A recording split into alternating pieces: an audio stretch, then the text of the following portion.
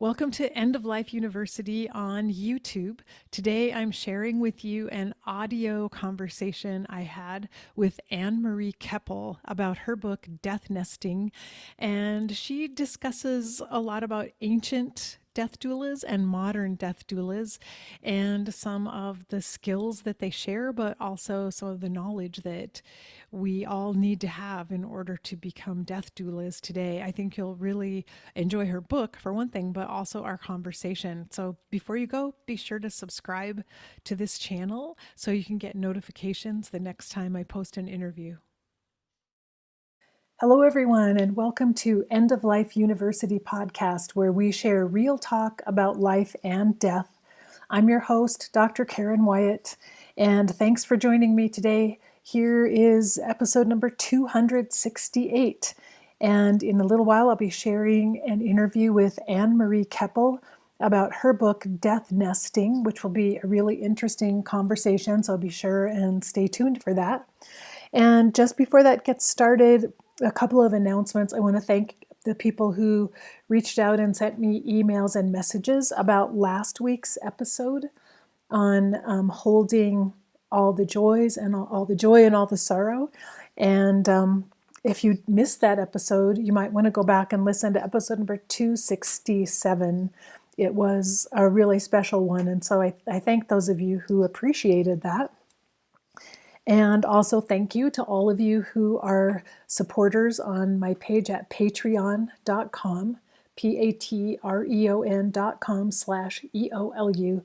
Thanks for making monthly contributions to keep this podcast on the air.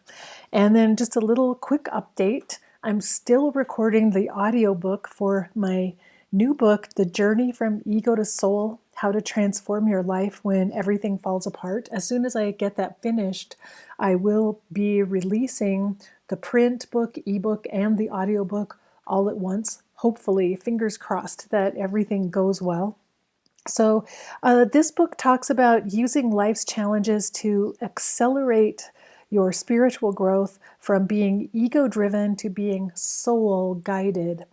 And so that's kind of the next iteration of the 7 lessons that I wrote about in 7 Lessons for Living from the Dying, but talking about how to put those lessons to use in your life to help you on your spiritual journey through life. So stay tuned. I'll let you know whenever that book becomes available.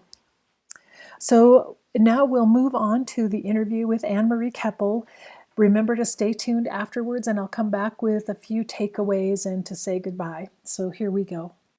Today, I'm very happy to welcome my special guest, Anne Marie Keppel. Anne Marie is a death doula and home funeral guide, a lifelong meditator, a life cycle funeral celebrant, and Reiki master teacher. Her first book, Death Nesting, Ancient and Modern Death Doula Techniques, Mindfulness Practices, and Herbal Care, won a bronze medal from the 2020 Independent Publisher Book Awards. I'll fix that.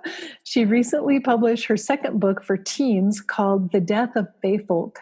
Anne Marie is a mother of 3 and lives with her family in the magical Northeast Kingdom of Vermont. And you can find out more about her and her books and all of her work at her website, which is stardustmeadow.com. Anne Marie, thanks so much for joining me today. Thank you for having me, Karen.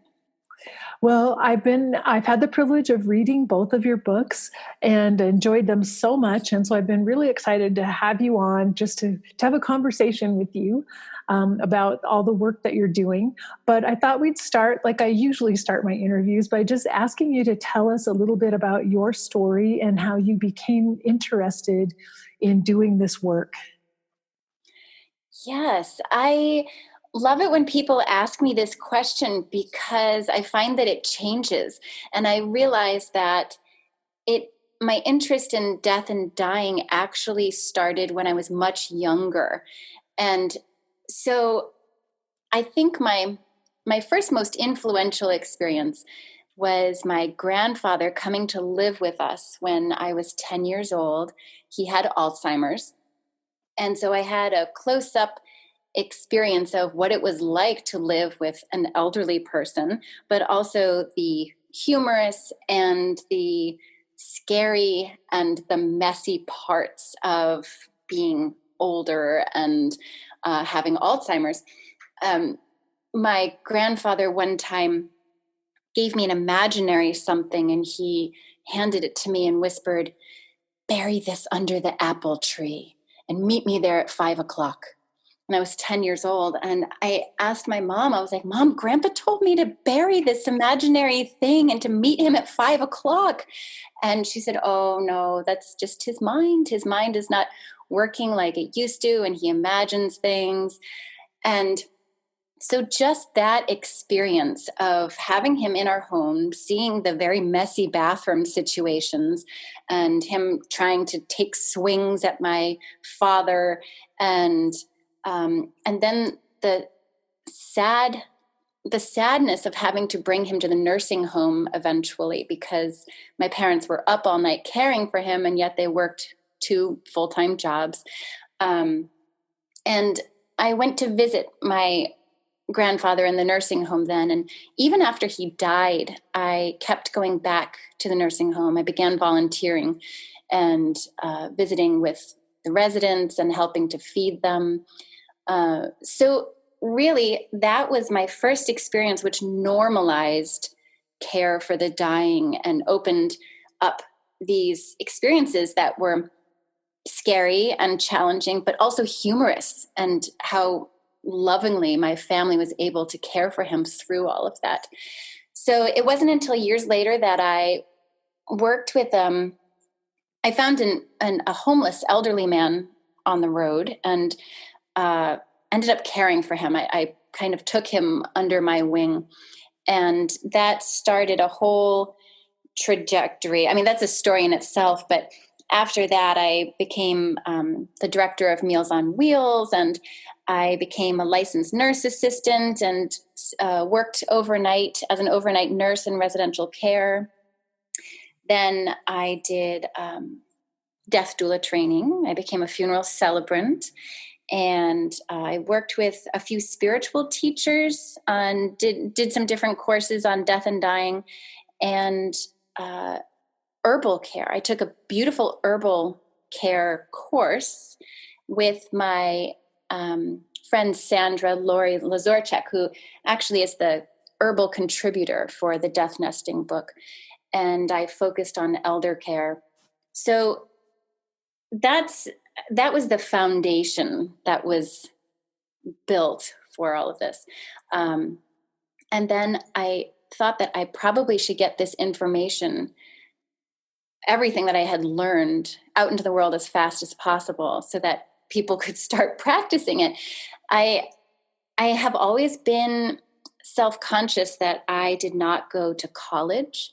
So my experiences with death and dying, I found that I didn't need to be an expert in the field in order to be beneficial and helpful, that I could just have life experience, and it was worth sharing this with other people, that you didn't have to be a professional to do death care, that this is very accessible to everybody. So I tried to create a book that was multifaceted, so people could take what they would like from the book and then expand upon it.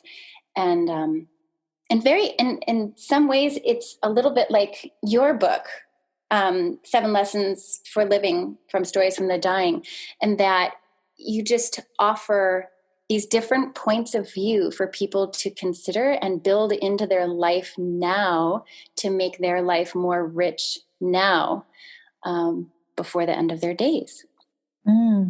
Well, I love hearing your story and how this has been your path from a very young age, it sounds like, and you've just been following it along the way and following the guidance and the intuition that came to you as you were going about your life. Mm-hmm. Mm-hmm. And I liked what you were saying about the fact that you don't necessarily have to be an expert in terms of I guess, academically, what we might consider expertise. And sometimes I have found that, the more training I have or the more knowledge that I acquire, it sometimes interferes with me actually doing the work I'm trying to do, because I get stuck in my head and I keep trying to remember all the articles that I read and what did this Mhm. book say and what did that expert say, instead of just being in my heart and feeling my own intuition and drawing from that well in order to make the right choices and do the right thing for people. So I resonate with what you're saying there. Yeah, it's really an area where there can't be an expert. How could you be an expert on death and dying? We're all still alive. Exactly. Exactly. And, no matter how many people I have worked with at the end of life, every single death experience is different. It's unique for each one of us. And so always I have felt like I'm entering in I'm brand new, just learning from this person and how their process is going to go. And so it doesn't really matter that much what I learned before. I just have to be here and be present with this person and what they're experiencing. Absolutely. And one thing that I was really interested in your writing, you write about two doula paths. And I really appreciated this, that you actually spelled it out, because one thing I have been hearing and witnessing around this end of life community is a little bit of perhaps tension or conflict around doulas. Like, should that become a career path for people or not? And so I really appreciated what you wrote about it. So would you just talk about the two paths as you envision them for doulas?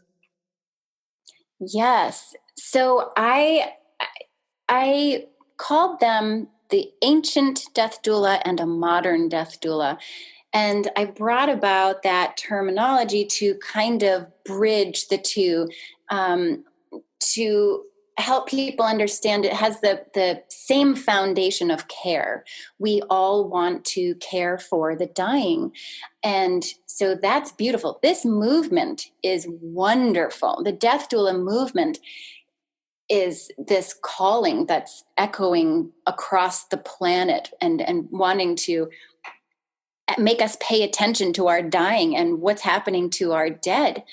And so the death doula movement it was created as an answer to the medicalized deaths that we're so commonly seeing now. And so there's this beautiful grassroots movement to care for the dying. Even Sinead O'Connor just announced that she wants to be a death doula now. Wow, interesting. It's beautiful, except she's calling it a death midwife, which of course is fine.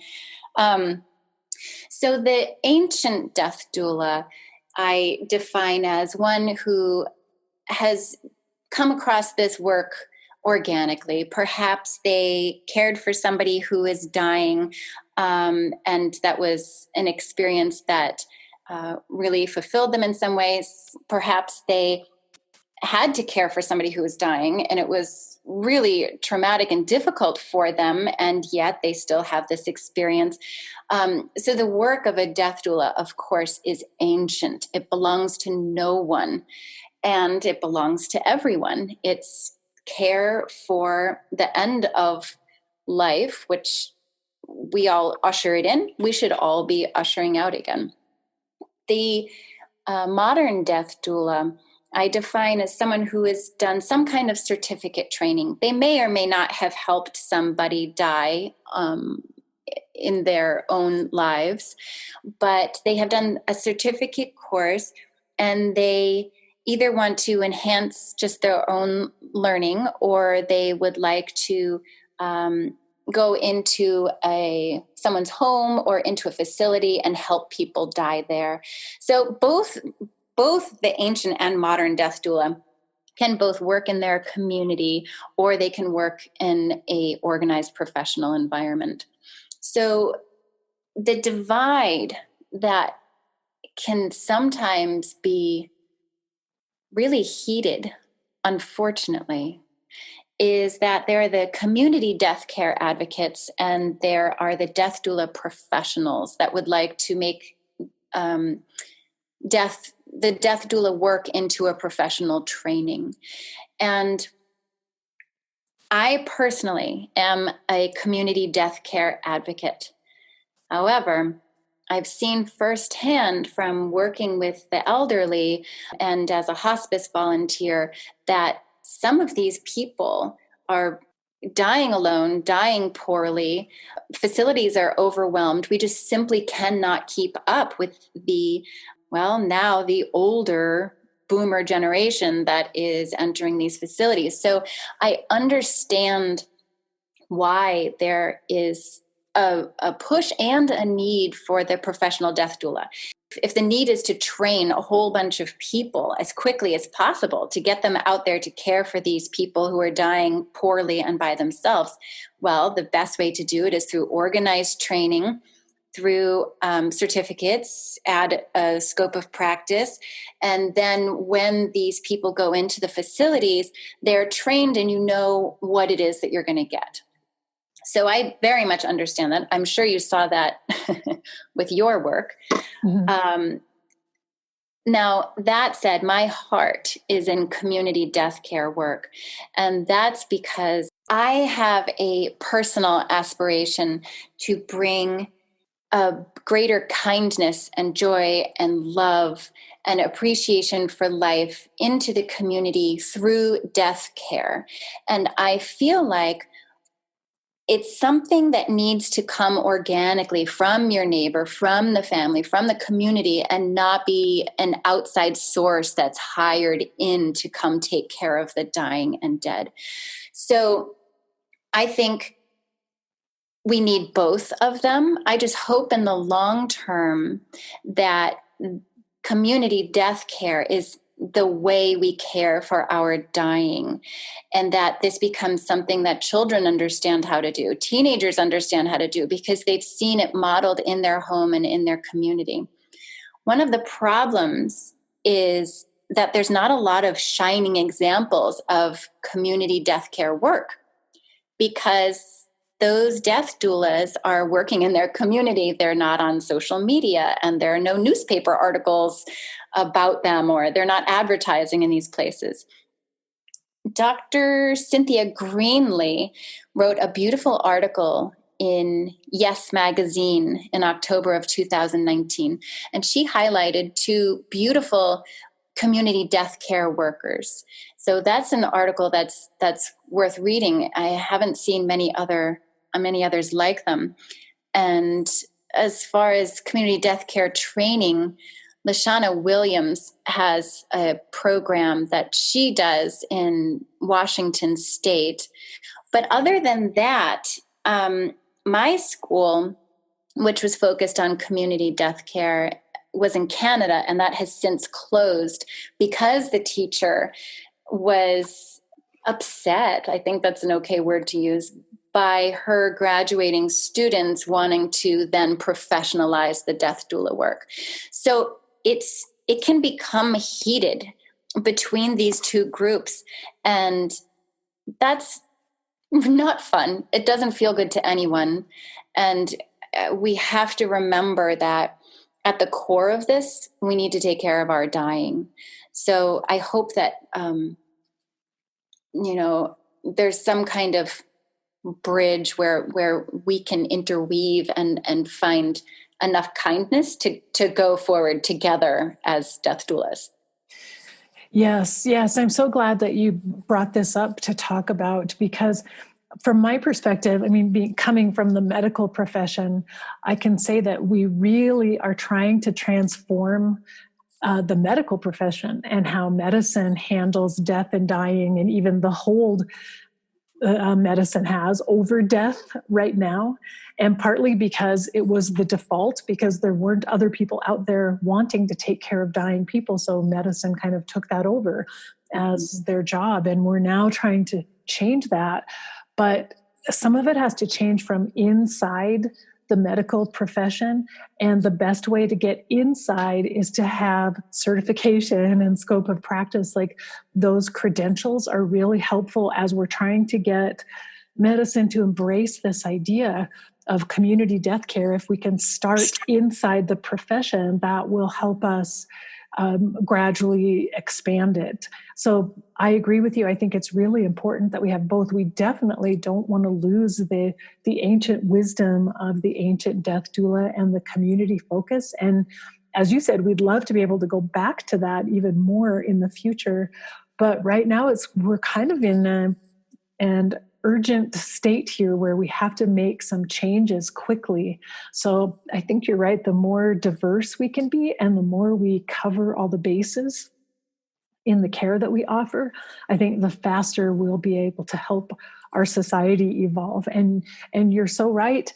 You know, I'm concerned that we have a lot of families who don't feel equipped to have a loved one die at home, who are unable to provide that care by themselves, and they need guidance and they need support. And so whether it comes from an ancient death doula, as you said, or a modern death doula who is making a career out of it, I think in my mind, it doesn't matter. It's that someone is there that can give them the support. Absolutely. The only thing that I'm concerned about is how then will the community be able to take over again? Because people like to pick up professions and run with them, and then you end up with blockades. So there's a beautiful book by Victoria Sweet called God's Hotel. And she has another book also called Slow Medicine.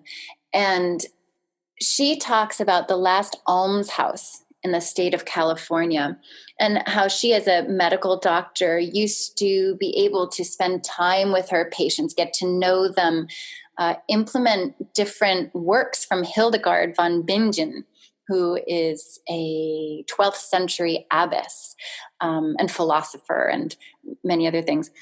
And so she had this beautiful holistic way of medically caring for her patients before the insurance companies came about.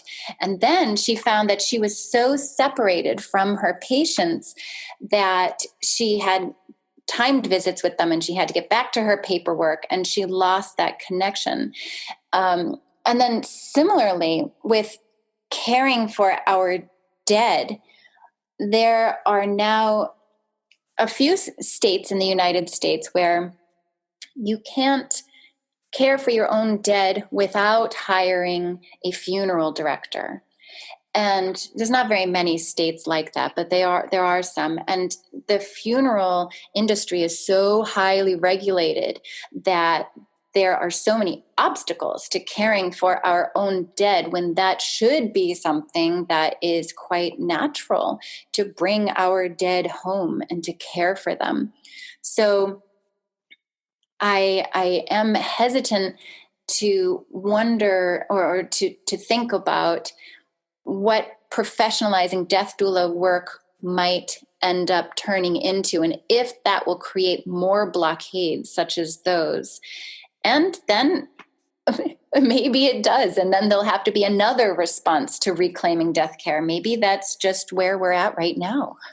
Yeah, it's interesting because I've watched this journey through hospice, working in hospice, because back when I first started, we were just a small nonprofit hospice. We took care of everyone.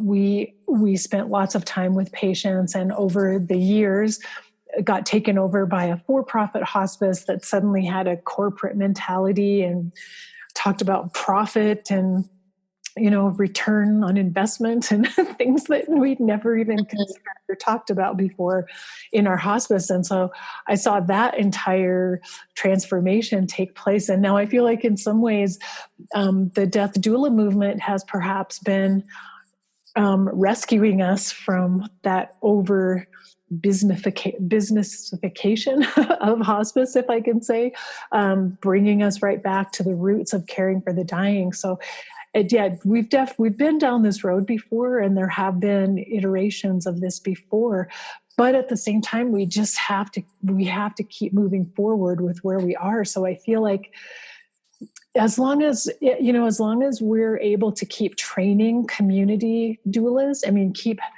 encouraging them and supporting them, and keep teaching our communities how to care for the dying, I feel like we're still moving in the right direction. And yes. And moving forward, we still have a lot of growing pains to go through on this transition. Mm-hmm. Well, I wanted to ask about, your book is called Death Nesting, and you write about creating a death nest for a dying person. And so I really wanted to ask you to describe that, because that's a term I haven't heard before. I think that that's your term. I don't know for sure, but I love that idea and I love the imagery of it. So tell us about the death nest. I did Google it before I made it into a book to make sure nobody else had done it before. That's always tricky when, you read so many articles and watch so many videos and hear so many people talk. You have to wonder what's unique and what's not. So I did some careful researching. I think it's my own. Yeah. So death nesting is really about, to me, a nest seems so cozy, and it's kind of like an external uterus where the birth it happens, and then there is a safe space for the little egg, and then the egg hatches and there's a baby that's being cared for. So in reverse, this concept kind of gave me comfort. And death nesting is about building that nest for yourself or for the one who is dying. So I'll start first with the one who is dying. So if you imagine a safe space for a person, that's going to be the nest. So there are boundaries between the outer world and between the actual room where the dying is taking place. And so I talk about different ceremonies to demark that. And so you understand which part is the outside world and outside business and outside talk. And then how you change your mannerisms, the volume of your voice, just your focus, your energy, your heart, and bringing it inside when you're inside the room where the dying is taking place. So that's like the inner nest versus the outer nest in the outside world. And in the inner nest, there are considerations for things like the temperature of the room and the music and different sounds that might be soothing to the person and different scents. So different considerations for making the ideal dying space. And it's important for me to mention that, of course, this is a very privileged dying scenario. This doesn't take into consideration those that are dying in war-torn lands, or the homeless dying of addictions, or the different challenges of racial and gender discrimination, economic challenges. It's really a privileged death that we're imagining when we're creating this nest. However, if you're able to then consider those things for yourself. Imagine that you're the one dying, and where the boundaries would be between you and the outside world, and what kind of things you would like to have in your inner nest, kind of creating an advanced directive that's more holistic, more organic, more heartfelt, rather than the actual documentation and papers. So if you kind of imagine those things for your own death nesting, then no matter where you're dying, you can, if you're able to, take some practice, retreat into your mind to have that perfect scenario, that ideal scenario. And those things are only possible if you think about them in advance.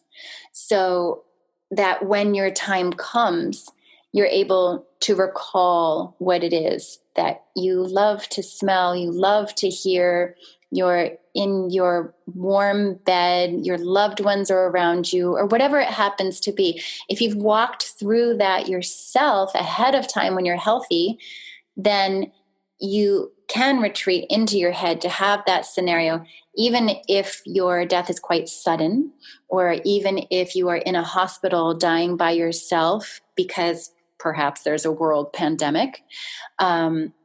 So death nesting is really about creating the ideal space and also having clear boundaries of what, when you're working with somebody else, for what stays outside of this space, like harsh conversations, family arguments, perhaps very specific details about accounts or banking. When somebody is dying, there needs to be a kind of a guardian. Even elephants stand around in a circle and create a safe space when an elephant is hurt or dying. And so that's kind of like what we need to do, create a place of protection, which I refer to as a nest.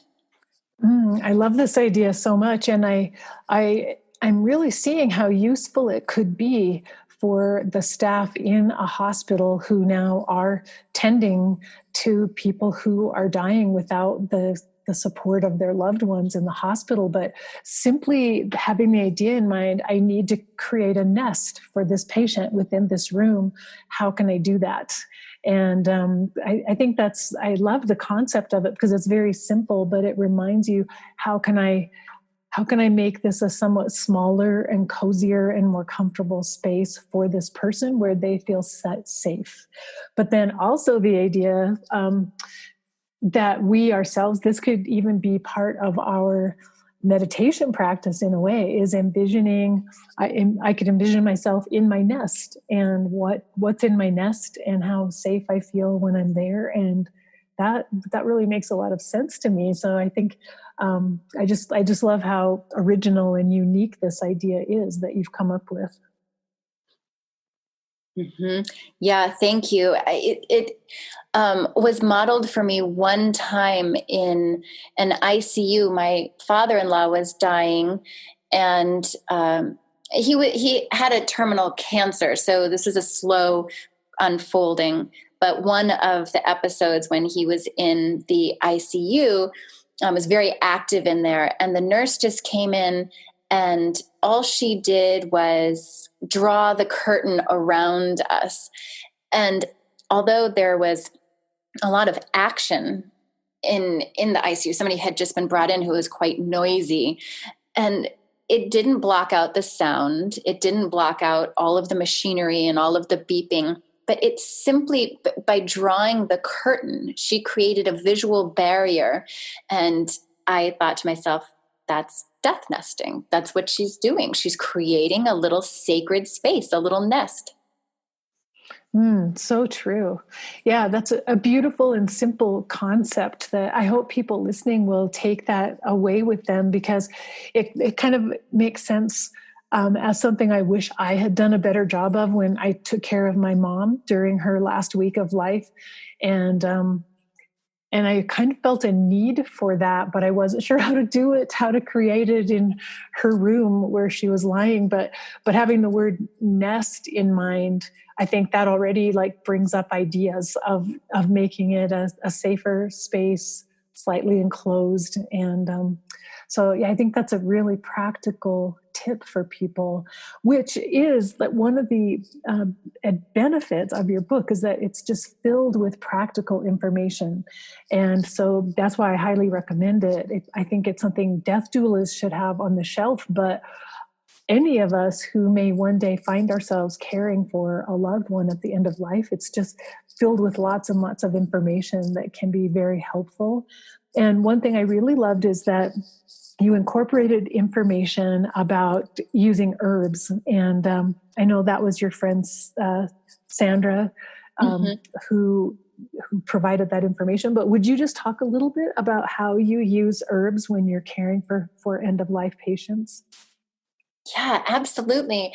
I I laugh sometimes because it sounds really cool to like bring in herbs and essential oils and to like build this dying experience. But when you're with somebody who's dying, you find out that there are not so many external things that make an enormous difference when somebody's dying.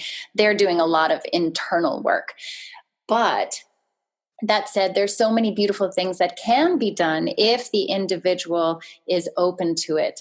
Um, I'm not sure how many of them are open to new experiences when they're dying. It seems to me like they kind of want the things that they know, um, and that's what's comforting.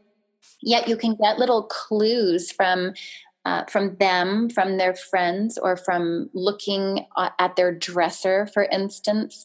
So something like a lavender essential oil, if they have something that is on their dresser and it's lavender scented, you might think, oh, perhaps the scent of lavender is soothing to them.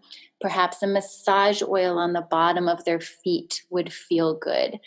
Um, Even just a fresh bouquet of flowers in the room, or using like a smudge, like a smoke, little a small ceremony perhaps, and without culturally appropriating. Nobody needs to go out and buy some threatened wild sage in order to do this. You can find plenty of things on your own neighborhood that you can use for burning to create some kind of both a ceremony and something that smells wonderful that might make the person dying feel like it's soothing.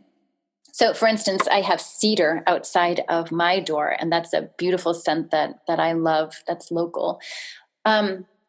So really, Sandra, her work was with herbs. She's been doing herbal work around the world and for a couple of decades. And when I took an herbal course with her, I decided to focus on elder care and what might be soothing to those that are dying. And she offered the contributions to the book and is now in nursing school and is taking it even further. So I expect something beautiful to come from her in the future. Mm, that's really wonderful. And I can imagine too that, as you're saying, the herbs themselves may not have a big impact on the person who's dying, but perhaps the family members who are in attendance and the caregivers will be soothed by the use of herbs or essential Absolutely. oils or scents. Absolutely. And not to say that a new experience might not be the perfect thing on the deathbed. It's just that communication sometimes becomes difficult. And so if they're speaking at all, you might be able to get an answer of yes, that is soothing, or no, thank you, whatever it happens to be. Um, but I had an experience in Ireland. I was writing my second book in Ireland this past January, and it was a very strange, maybe 3 to 4 day episode where I was very, very unwell. I was by myself there. And one night it came to a head, and I had to go to see a doctor, and I was a wreck. I still don't actually know what happened to me then. But as I was wandering through the hotel trying to figure out how I was going to get help in a foreign land with no medical insurance, and nobody knew my social security number, and just on and on, I was so disoriented. And somebody walked past me wearing the scent of rose.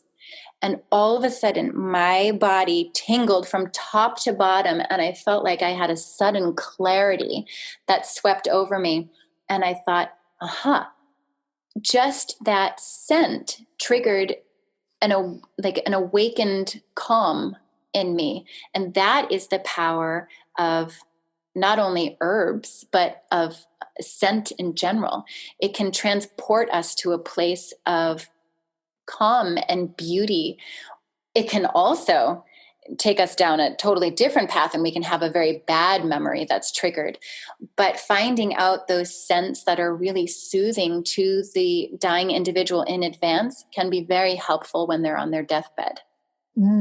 So I can picture that if I'm imagining or visualizing my nest where I'm safe, that I should include like what scents are there that I associate with comfort and safety. And it would probably be something like spices for me, cinnamon or Mm. nutmeg and those kind of spices. That scent is really powerful for me. So yeah, I could see how that could be part of the death nest. And then that information could also be communicated to people who are providing care.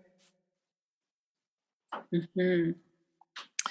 So another thing I wanted to talk about, let's see, you have some tips for helping children deal with death that I also thought were unique, and probably because you're a mom and you have kids at home too. So you think of creative ways to get messages across to them. But I just love some of the tips that you shared with children when you're talking to them around death and dealing with perhaps their grief or their understanding of death. So would you talk a little about that? Yeah, we are products of our upbringing. And so to me, the sooner you can not implement, but just normalize the life cycle in a child's life, the easier time they're going to have with recognizing that death is ancient and it is normal and it is certainly painful, but it's also okay. And so I feel like there are different things that we can do while children are little to normalize the life cycle. Even a walk through the property or through the park where you're identifying not only the beautiful flowers that are in bloom, but also the ones that have died, and how the water has drained from them and they're shriveled and they're brown. And yet, look, a bird just came and collected some seeds from that pod, and that bird is going to go back and take care of its young, and the life cycle continues. So I feel like I have an advantage sometimes working with children because I have this incredible imagination. And I know everybody does. Well, no, that's not true. Not everybody has an incredible imagination. I know many people do, but I was exposed to imagination and magic as something that was very normal when I was young. I was in a circus every summer. It was a children's circus every summer for years. And it was a summer-long camp, and there were performances.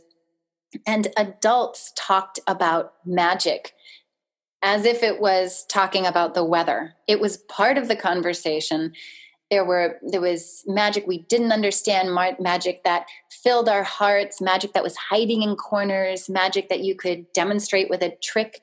And it kept something alive in me, since adults had this very normal way of interacting with it that has stayed with me.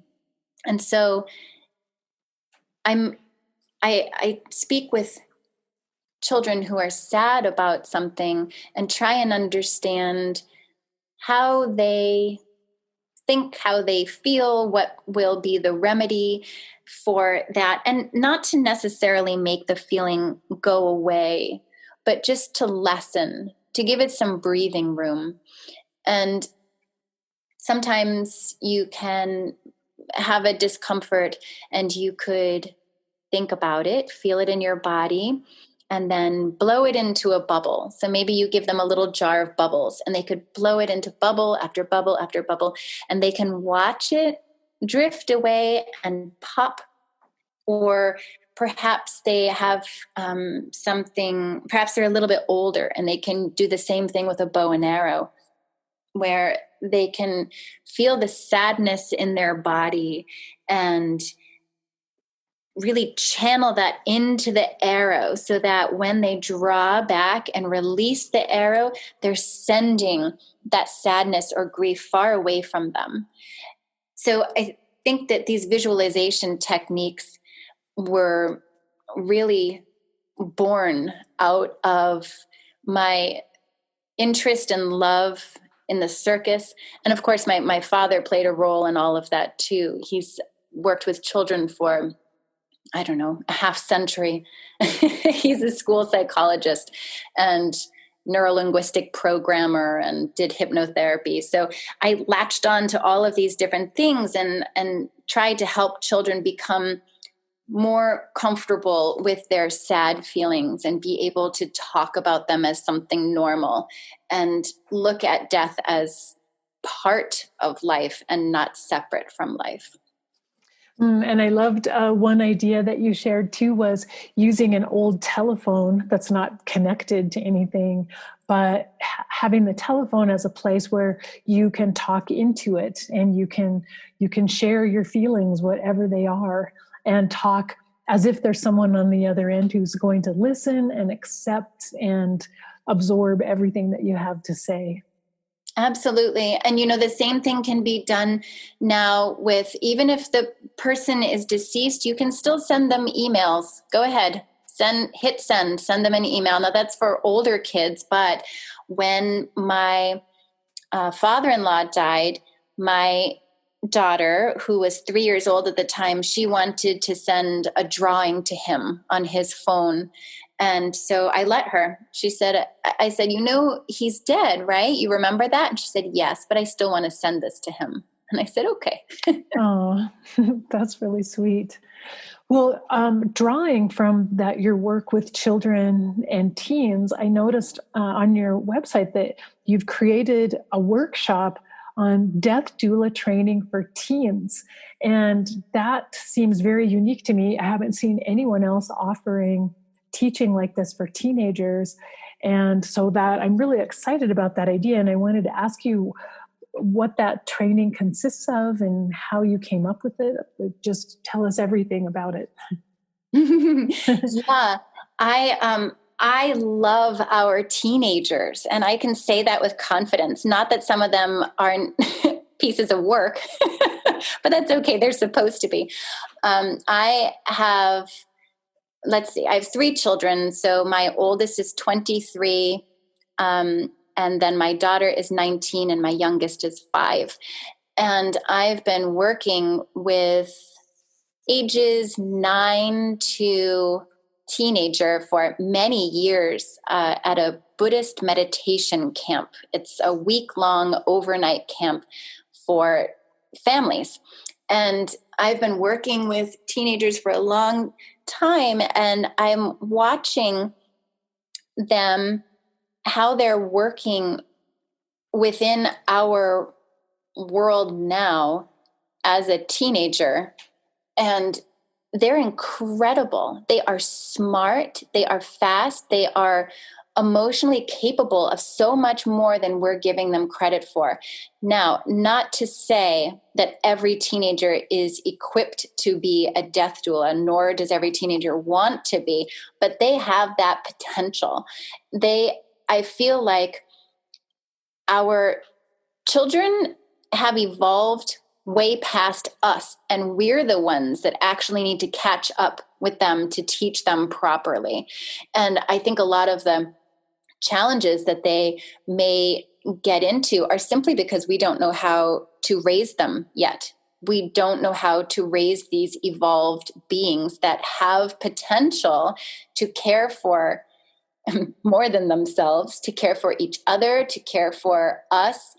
And it needs to be awakened, and it needs to be really nurtured. I feel like we have this responsibility as parents and as adults to teach our children how to live, and we also have to teach them how to die. And it's that important. I feel like we're at a point where teaching our children how to die has to be normal. It has to be taught in school systems. It has to be shown in our communities. And I don't mean teaching them how to die at a young age unless someone happens to be terminally ill. I mean modeling a kind of gentle death that is a possibility. Right now, they're exposed to violent deaths because we have not caught up with their potential. But they're exposed to violent video games, the latest murders and suicides, and movies that are violent, and they're not shown any of these gentler deaths. And I really feel like it's our role to teach them as soon as possible. I feel like they are ready, and well, I'm willing to be one of the teachers. There should be many of us. And, I really do believe that our hope for keeping community death caring alive is through this kind of training. If we can start teaching people when they're young, and I think the teenage years is a perfect time to start this training, we're raising up a whole generation of community death carers who will be able to take care of their own loved ones and their neighbors and offer that kind of care, who may have no interest in making that their career, but who are going to be able to reach out to the people around them. Yes, and they can have it in their back pocket if they need it. And it's important to do this, as you said, to do this now for many reasons. There are generations of people, the older generations actually remember when it was normal, quote unquote, normal to die at home. But they now are at the end of their life. So we have all of these years in between who have only seen medicalized deaths.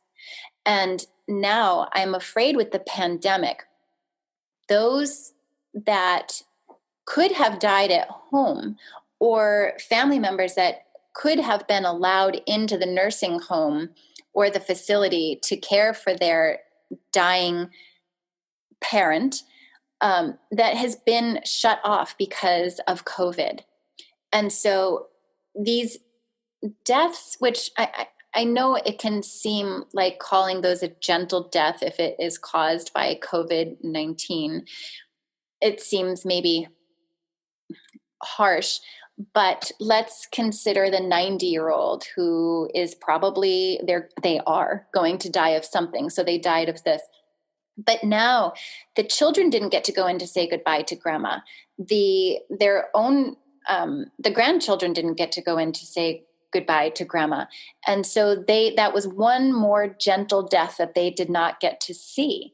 So if we don't do some work to train our youth about the normal deaths and the possibility of having a gentle death, I'm afraid they're not going to see it at all. It's going to be further buried. And a lot of these people didn't even get to see their grandparent deceased because they went straight from the facility to the care of the funeral home and completely bypassed so many different stages that could have been a really healthy learning experience for the younger generations. Mm. Yes, that's so true. That we're missing an opportunity in a way right now, but still, I think I'm imagining that the workshop that you're doing can help to make up with that a little bit. But tell us, what does it consist of, and what do you teach them? So just very basics. So contemplating mortality in general, contemplating their own mortality, talking about what deaths they have been exposed to, just very open conversation. So that can include a pet dying, or that can include a TV show that they saw. Then working with boundaries. So when are you trying to hope for a certain outcome and trying to push that? In what ways does that show up in your life now?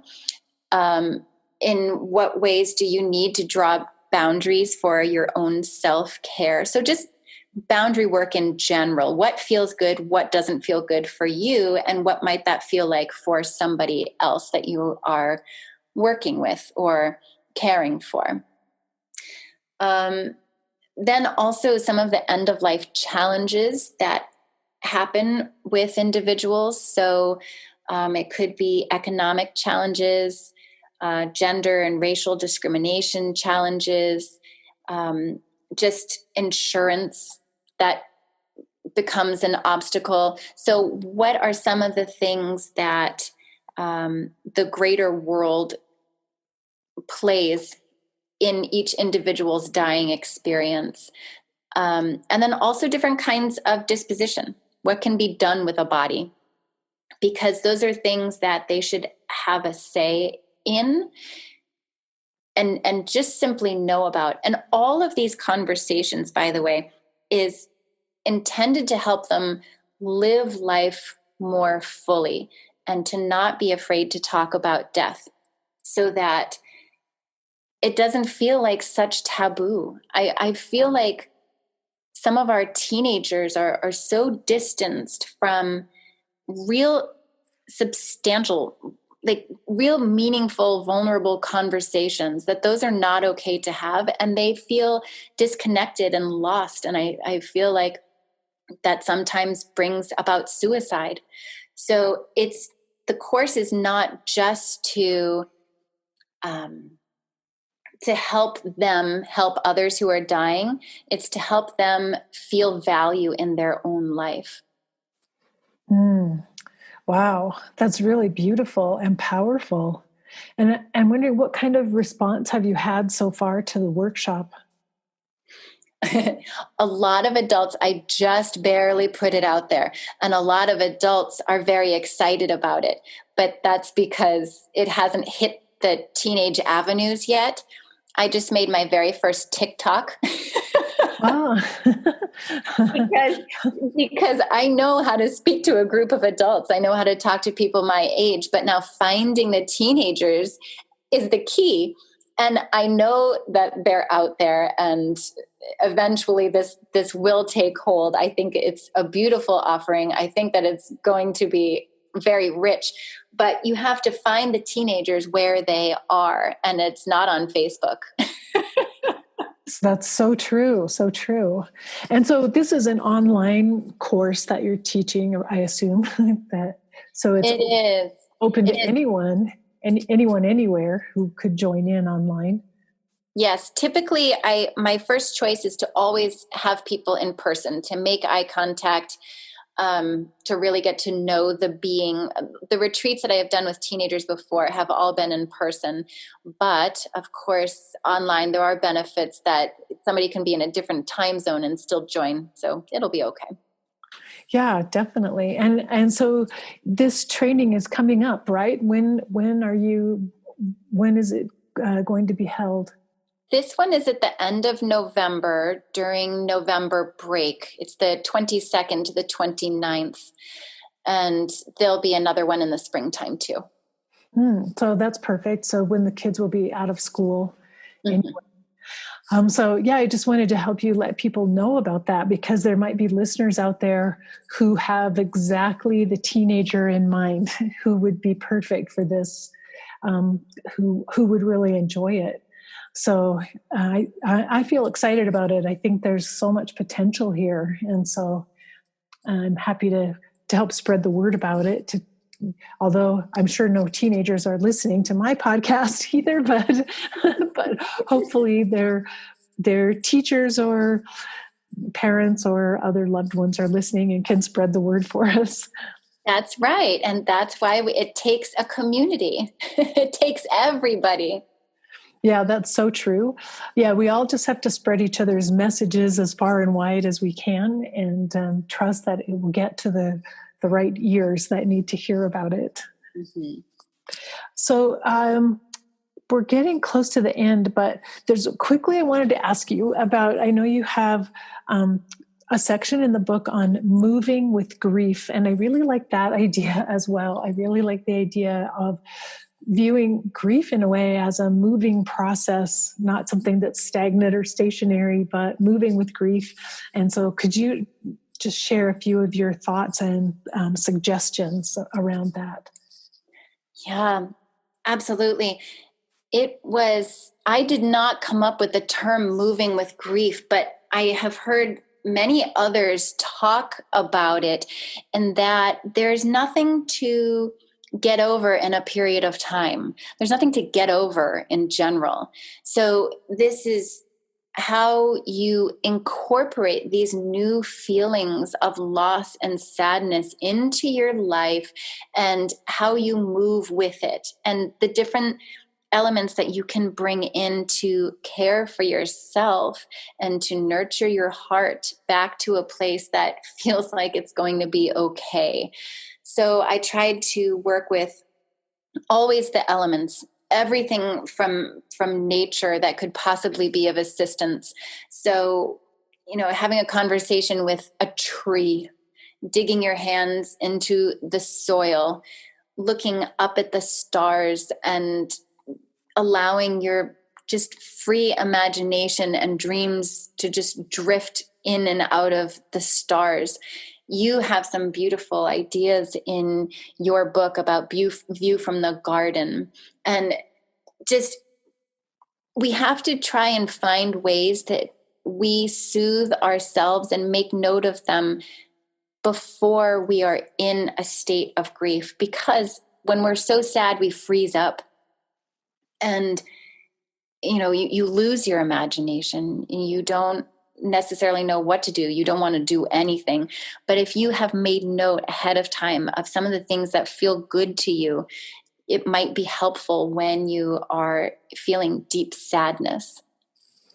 And I really like that idea that if we can reintegrate, first of all, death, but then also grief as a normal part of life, that living and loving means that we will also be grieving. And I think when we can embrace that, and then we carry it with us wherever we go, because as you were saying before, we see death all around us in nature. And so our whole planet and even the universe is set up to experience death. And you could look at it that everything is in a constant state of moving and carrying grief along with the joy of life, but carrying the grief along for all of the losses that come about in just this process of growing and changing.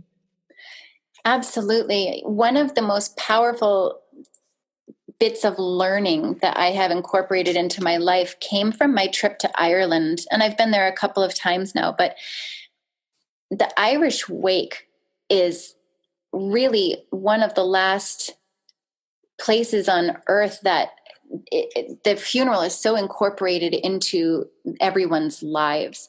So studying my ancestry was incredibly powerful. I went to my family's ancestral home from the early 1800s, but being there in Ireland, and I attended a couple of wakes, you realize that it's an entire society that embraces the funeral. And it's very common for hundreds, if not 1,000 or more people will show up at a funeral.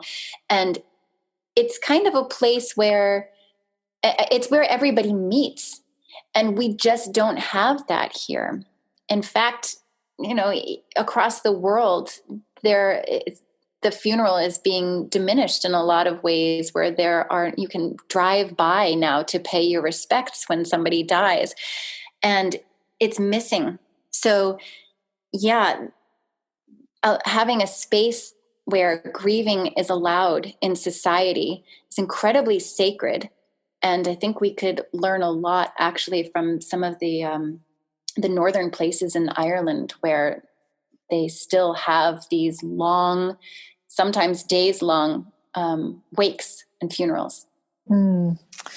Yes, I so agree with that. I feel like that's another thing that we have to retain and restore in our society, our rituals around death and dying and rituals for our grief as well, because that's what will help us get back in balance in some ways. Mhm. So, Anne Marie, tell us where people can get a hold of your book, Death Nesting: Ancient and Modern Death Doula Techniques, Mindfulness Practices, and Herbal Care. Yes, that book is available through Ingram.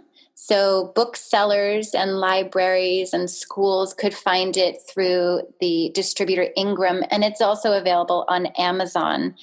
It is available in some Vermont bookstores, but if you would like to see it in your local bookstore, you could ask them to carry it, and that would be wonderful.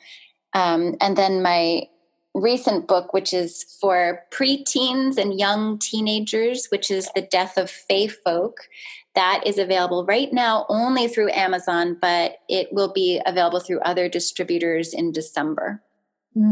And I've read it, and it's a delightful and enchanting book, I guess, if I could use that word, The Death of Fae Folk. So I hope listeners will check out your books and then also go to your website, stardustmeadow.com, because they can learn more about the workshop you're doing, death doula training for teens, and you also have Reiki training for teens and children, and a lot of other resources on your website.